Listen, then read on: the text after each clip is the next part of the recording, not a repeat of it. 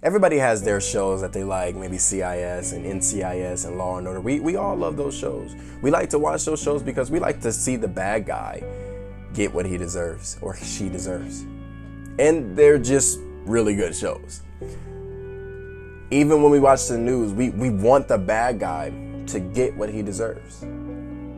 So I want you to do something with me real quick, because I did this and it absolutely blew my mind away. I want you to imagine you're in that show and you're in the courtroom at this moment and you're the one that's on trial for everything that you've done. And let's be clear here. You're guilty because the judge has the list of every wrong that you have done. And let's also make something clear. The penalty of all of these wrongs is death. And because you are guilty of all of these different things that you've done, you've had the penalty before you. And so your attorney, he looks at you and with so much compassion and love, he says, "Hey, Judge, I've never done any of these things. I've never done anything wrong. Can I take my client's place?" And I want to make something clear. There is nothing you can do to repay for all the wrong that you have done.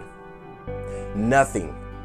There's no amount of community service. There's no amount of whatever. People you can help. Nothing you can do to earn and to repay all of these things back.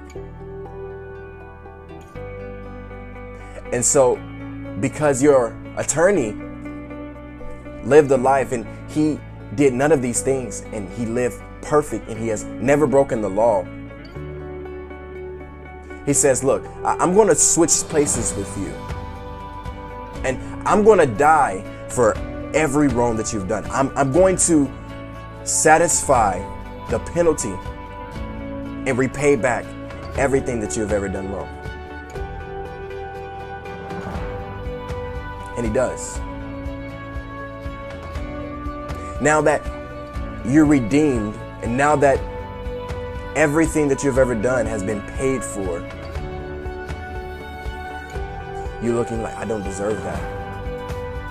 Hey guys, look at what this person did for me that I didn't deserve. Look at what this person has done for me. He sacrificed his life so that I can be free from the penalty of what I've done. Guys, that is the gospel. The judge, being God, says, you've broken the law. You have sinned against me. You've taken your free will and you spat in my face and you said, "Forget you, God. I want to live the way I want to live." And he has that on recording. Every single thing we have done, whether it was in secret or in public, he has that. And he folded it up. As John Piper said, he placed the affidavit on the palm of Jesus' hand and he nailed it in the cross. Guys, that is the gospel. That while we were yet sinners, Christ died for us. Guys, that is good news because we have been bought with a price, meaning God in the flesh, Jesus Christ being the mediator between man and God, paved the way. He says, "Look, I'm going to pay for every single thing that you have done. And it's going to satisfy your debt." And now, being redeemed and reconciled back to God, being in right standing with God, when God sees us, he sees his son. And now we have a responsibility to go out and tell every single person in the world about this truth.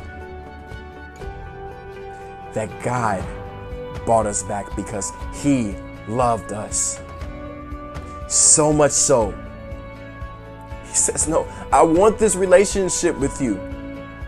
What can I do to bring you back to myself? You know what? I'm going to send my own son to die for wretched people like you. Because I desire you so much.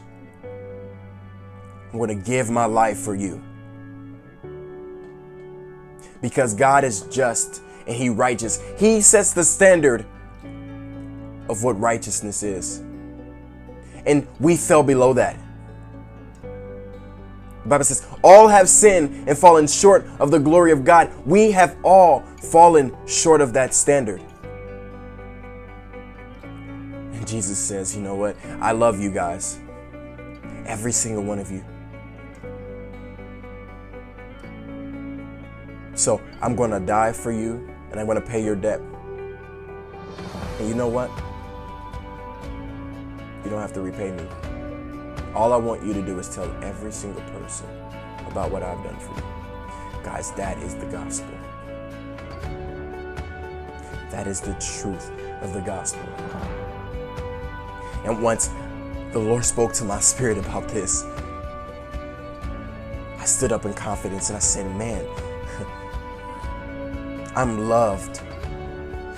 Meaning nothing else anybody says about me matters, because I am loved by God. I am redeemed. I am worth.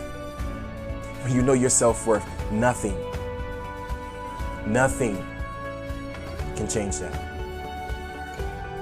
Guys, this is the gospel.